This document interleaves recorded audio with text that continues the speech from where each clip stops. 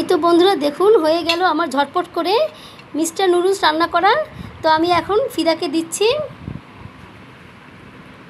ফিদা কিন্তু এই নুডলসটা খুবই পছন্দ করে খায়, ওর ফেভারিট একটি নুডলস।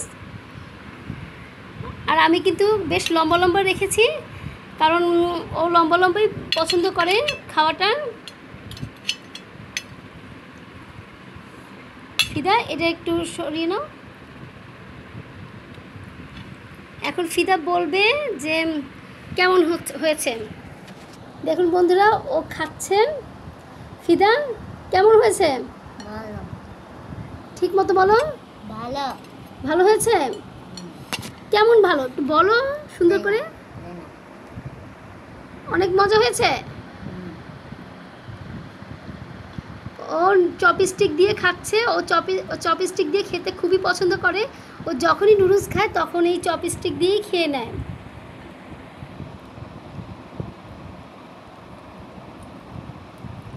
লবণ হয়েছে?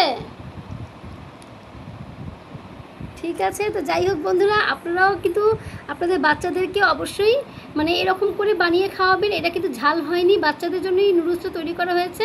তো আমার এই রেসিপিটা ফলো করে আপনারা বাচ্চাদেরকে বানিয়ে খাওয়াবেন, দেখবেন পেট ভরে ওরা খেয়ে নেবে। তো আজকে তাহলে আমি এই পর্যন্ত ভিডিও শেষ করছি। আপনারা ভালো থাকেন, সুস্থ থাকেন। আসসালামু আলাইকুম।